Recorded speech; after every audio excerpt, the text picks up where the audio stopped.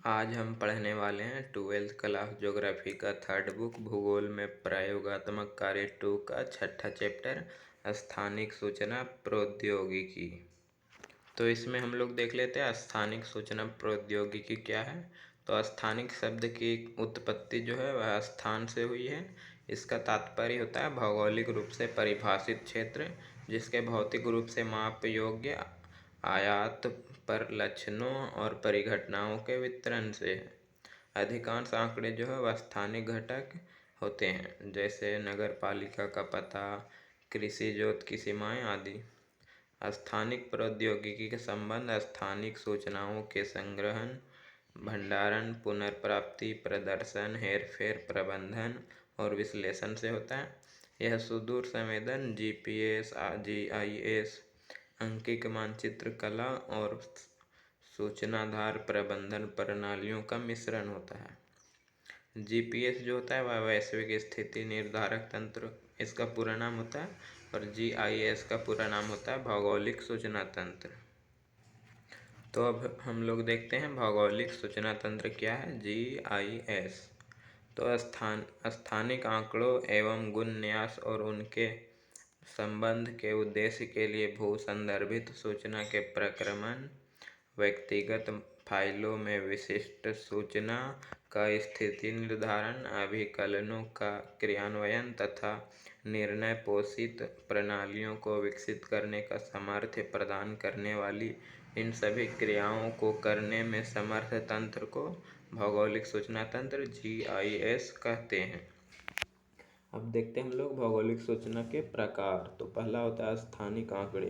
तो इन आंकड़ों को उनकी स्थिति, रेखा, क्षेत्रीय रूप एवं बनावट के आधार पर विश्लेषित किया जाता है। दूसरा है भौगोलिक सूचना के प्रकार में गैर स्थानिक आंकड़े।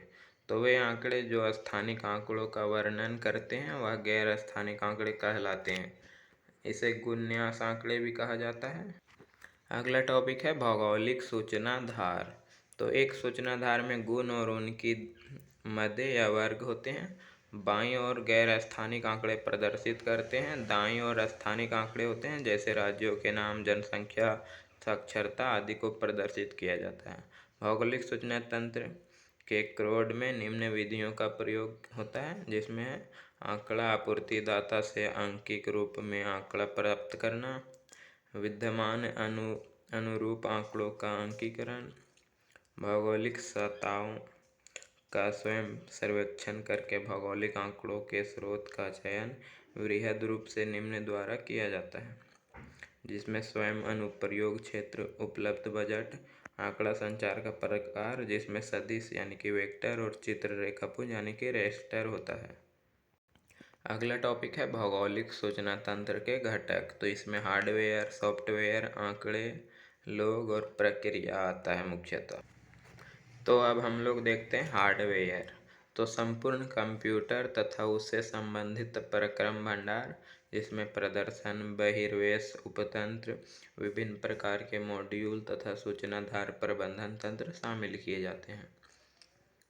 अगला है सॉफ्टवेयर। तो विभिन्न क्रियात्मक मॉड्यूल की भूमिका जो होती है वह आंकड़ों की प्रविष्टि, संपादन और अनुरक्षण से संबंधित सॉफ्टवेयर इसमें शामिल किए जाते हैं, और विश्लेषण या रूपांतरण या हेरफेर से संबंधित सॉफ्टवेयर और आंकड़ों का प्रदर्शन और बहिर्वेश से संबंधित सॉफ्टवेयर शामिल किए जाते हैं। अगला है आंकड़े। तो स्थानिक आंकड़े भौगोलिक सूचना तंत्र का आधार है, जो विभिन्न स्रोतों से संग्रहित किए जाते हैं। हम लोग पहला चैप्टर में देखे थे आंकड़े संग्रहित करने के दो विधियाँ थी, प्राथमिक स्रोत और द्वितीयक स्रोत। तो इनका तालिकाकरण जो है तथा मानचित्रकरण किया जाता है आंकड़ों का। अगला है लोग। तो आंकड़ों का प्रयोग लोगों, विशेषज्ञों, विद्वानों और वैज्ञानिकों, प्रशासकों द्वारा किया जाता है, और आंकड़ों का विश्लेषण कर विभिन्न समस्याओं का समाधान किया जाता है। अगला है प्रक्रिया। तो इसके अंतर्गत आंकड़ों का प्रत्यान्यास, तंत्र में निवेश, संचय, प्रबंधन, रूपांतरण, विश्लेषण और तंत्र में बहिर्गमन आते हैं। अगला टॉपिक है हमारा स्थानिक आंकड़ा फॉर्मेट। स्थानिक आंकड़ा फॉर्मेट क्या होता है? तो स्थानिक आंकड़ा का प्रदर्शन दो फॉर्मेट द्वारा होता है। पहला चित्र रेखापुंज जिसे कि रेस्टर कहा जाता है, यानी कि रेस्टर आंकड़ा फॉर्मेट या फिर चित्र रेखापुंज आंकड़ा फॉर्मेट। तो आंकड़े जो है वर्गों के जाल के रूप में प्रारूप में ग्राफिक्स द्वारा प्रदर्शित किए जाते हैं, और यह एक ग्राफ पेपर की शीट की तरह आंकड़ा फाइल के प्रत्येक सेल को एक स्थान प्रदान किया जाता है तथा उस स्थान के गुण के आधार पर एक मूल्य दिया जाता है। और अगला है पंक्तियों और स्तंभों के निर्देशांक किसी भी व्यक्तिगत पिक्सेल की पहचान कर सकते हैं। अगला है सेलों के आकार और उनकी संख्या के बीच के संबंध को चित्र रेखापुंज यानी कि रेस्टर के विभेदन के रूप में व्यक्त किया जाता है। अगला टॉपिक है चित्र रेखापुंज रेस्टर जो था उसका उपयोग। तो वाइट फोटोग्राफ, उपग्रहीय प्रतिबिंबों, क्रम विच्छित कागजी मानचित्रों के आंकिक प्रदर्शन और अत्यधिक ब्यौरेवार प्रतिबिंबों वाले अन्य अनुप्रयोग के लिए किया जाता है। दूसरा उपयोग है जब लागत कम करना जरूरी होता है तब। तीसरा है जब मानचित्र में व्यक्तिगत मानचित्रीय लक्षण का विश्लेषण अपेक्षित न हो। चौथा है जब बैकड्रॉप मानचित्रों की आवश्यकता होती है तो।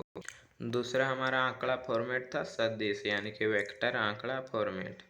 तो वस्तु का प्रदर्शन विशिष्ट बिंदुओं के बीच खींची गई रेखाओं के समुच्चय के रूप में प्रदर्शन करते हैं, और यह अपने यथार्थ यानी कि पृथ्वी यथार्थ निर्देशांकों द्वारा भंडारित बिंदुओं का प्रयोग करता है।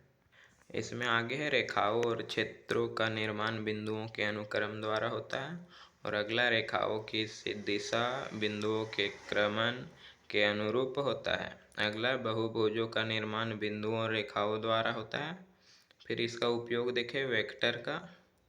तो उच्च परिष्कृत अनुप्रयोग जब फाइलों का आकार महत्वपूर्ण हो, जब मानचित्र के प्रत्येक लक्षण का विश्लेषण आवश्यक हो, और जब वर्णनात्मक सूचना का भंडार करना आवश्यक हो। अब हम लोग देखते हैं चित्र रेखापुंज मॉडल और सदिश मॉडल में अंतर। तो चित्र रेखापुंज में जो होता है वह आंकड़ा संरचना सरल होता है, जबकि सदिश में होता है वह सहत आंकड़ा संरचना होता है। चित्र रेखापुंज में अधिचित्रण सरल और दक्ष होता है, जबकि सदिश में परिपथ जाल विश्लेषण हेतु दक्ष होता है। सुदूर संवेदन प्रतिबिंबों के साथ संगत होता है, जबकि प्रक्षेपण रूपांतरण में दक्ष होता है सदिश में। रेक्टर में उच्च स्थानिक विचारशिला का दक्ष प्रबंधन होता है, जबकि परिशुद्ध मानचित्र बहिर्वेश होता है सदिश में। अगला होता है चित्र रेखापुंज में स्वयं को प्रोग्रामिंग हेतु सरल अनेक बिंदुओं के लिए वही होता है, और ग्रिड सेल होता है। अगला टॉपिक है भौगोलिक सूचना तंत्र की क्रियाओं का अनुक्रम।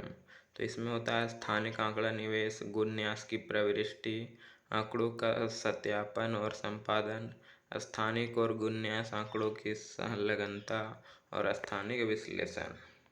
तो हम देखते हैं स्थानिक आंकड़ा निवेश। तो इसमें है आंकड़ा आपूर्तिदाता से आंकड़ा समुच्चय का गहनता। तो अधिकांश आंकड़ा आपूर्तिदाता जो है वह आंकिक आंकड़ों के तैयार रूप में उपलब्ध कराते हैं, जो लघु मापनी मानचित्रों को लेकर वृहद मापनी प्लान तक होती है। अगला प्रयोक्ता को आंकड़ों की मापनी, भौगोलिक संदर्भ, गुणवत्ता, वर्गीकरण की विधियां, व्यक्तिगत मानचित्र इकाइयों का आकार और आकृति, रिकॉर्ड की लंबाई ध्यान में रखना आवश्यक होता है।